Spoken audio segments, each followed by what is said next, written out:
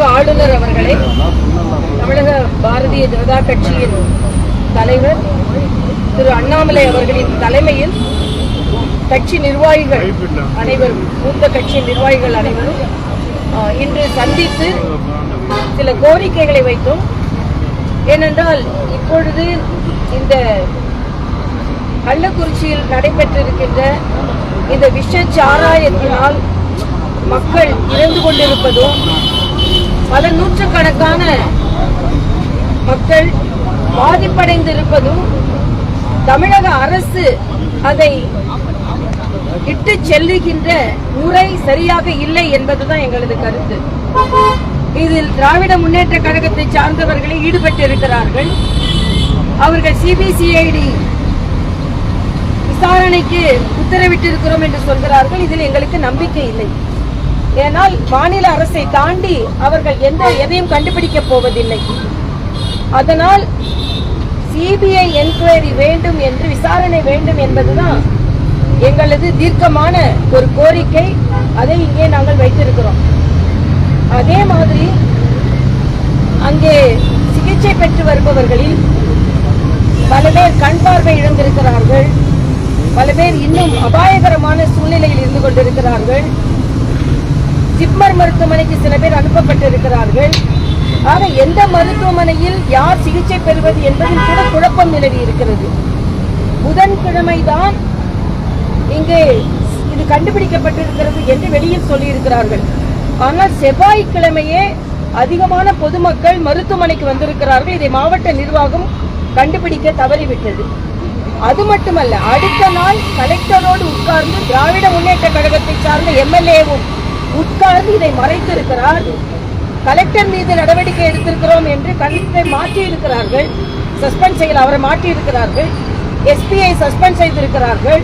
ஆனால் அவர்களோடு அமர்ந்து பொய்யை சொன்ன எம்எல்ஏ மீது எந்த நடவடிக்கையும் இல்லை. ஆக இந்த அளவிற்கு மக்கள் பாதிக்கப்பட்டாலும் அரசியல் ரீதியாகவே அவர்கள் நடந்து கொண்டிருக்கிறார்கள். ஆக இந்த பாராபட்சம் நிச்சயமாக கண்டிக்கத்தக்கது. அது மட்டுமல்ல, அவ்வளவு மக்கள் பாதிக்கப்பட்டு பல பேர் உயிரிழந்து கொண்டிருக்கின்ற நிலையில் அந்த துறையின் அமைச்சரோ இல்லை என்றால் முதலமைச்சரோ அங்கே சென்று பார்க்க வேண்டும் என்று கூட நினைக்காதது எந்த அளவிற்கு திராவிட மாடல் அரசு தமிழகத்தில் உள்ள மக்களை மதிக்கிறது என்பது எடுத்துக்காட்டாக இருக்கிறது.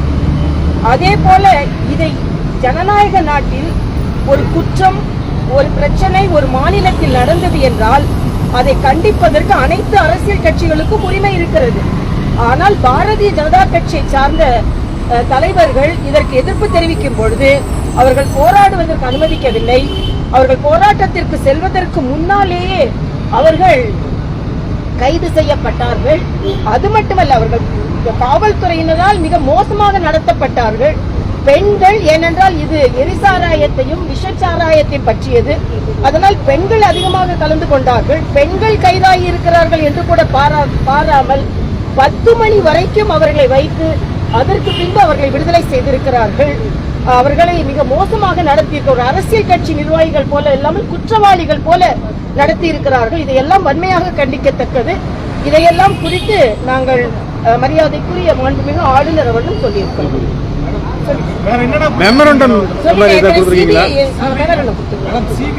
கவர்னரை வந்து அங்க பார்க்கணும், அவங்க நேரடியா வந்து மக்களை சந்திக்கணும், அந்த மாதிரி என்ன கோரிக்கை? இல்ல, நாங்க எங்களோட கோரிக்கையை நாங்க கொடுத்தோம். ஏன்னா கவர்னர் தான் உச்சபட்ச அதிகாரம் படைத்தவர் இங்கே. அதனால அவரை வந்து அவர்கிட்ட இந்த மாநிலத்தில் இவ்வளவு நடக்கு, அவரும் வருத்தத்தை தெரிவித்தார். ஆனா எங்களோட கோரிக்கை நாங்க கொடுத்தோம்.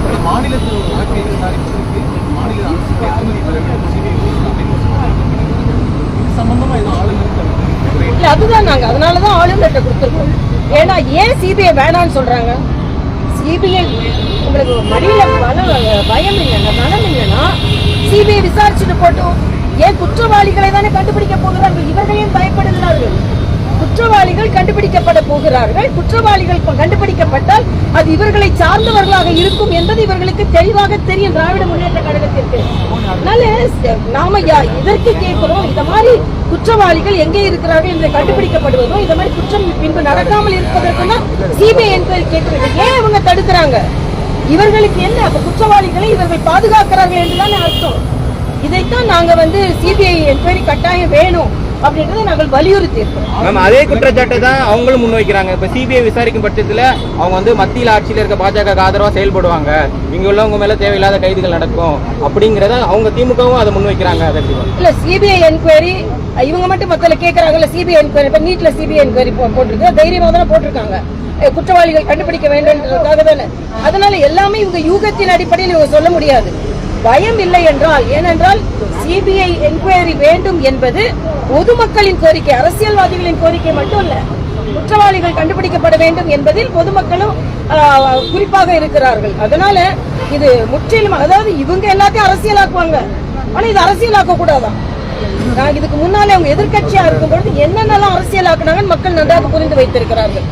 அதனால இன்று முற்றிலுமாக திராவிட முன்னேற்ற கழக அரசு குற்றவாளிகளை பாதுகாக்கிறது, குற்றத்தை மறைக்க பார்க்கிறது. குற்றவாளிகள் அவர்கள் முற்றிலுமாக அவர்கள் தொடர்புடையவர்களாக இருப்பதனால் சிபிஐ என்கொயரி வேண்டாம் என்று சொல்கிறார்கள். ஏன் எல்லாவற்றிற்கும் மேலாக ஏன் முதலமைச்சர் அந்த இடத்திற்கு போகலன்னு நான் கேட்கிறேன். ஒரு முதலமைச்சர் போய் இத்தனை இறப்புகள் நடந்திருக்கிறது, ஒரு ஆறுதல் சொல்லதுக்கு முதலமைச்சர் போக மாட்டாரா?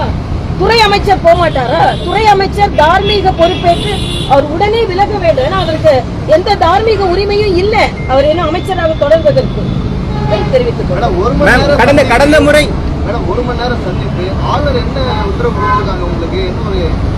நாங்க இதோட தீவிரத்தை பொறுத்து எங்களோட என்னென்னலாம் நடந்து கொண்டிருக்கு நாங்கள் விவாதித்தோம். இதே மாதிரிதான் திமுக ஃபைல்ஸ் கொண்டு போய் கொடுத்திருந்தோம், அது தொடர்பா எந்த வித நடவடிக்கை, அதுவும் இதே மாதிரி அதுக்கும் நடவடிக்கை எடுப்பாங்களா? இப்ப எதையுமே நம்ம வேற எதுவும் டீவியேட் பண்ண வேணாம்.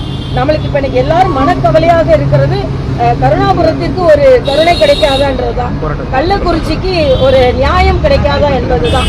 ஆக நியாயம் கிடைக்கவில்லை என்பது பொதுமக்களின் கருத்து, எங்களின் கருத்து, அரசியல் கட்சிகளின் கருத்து.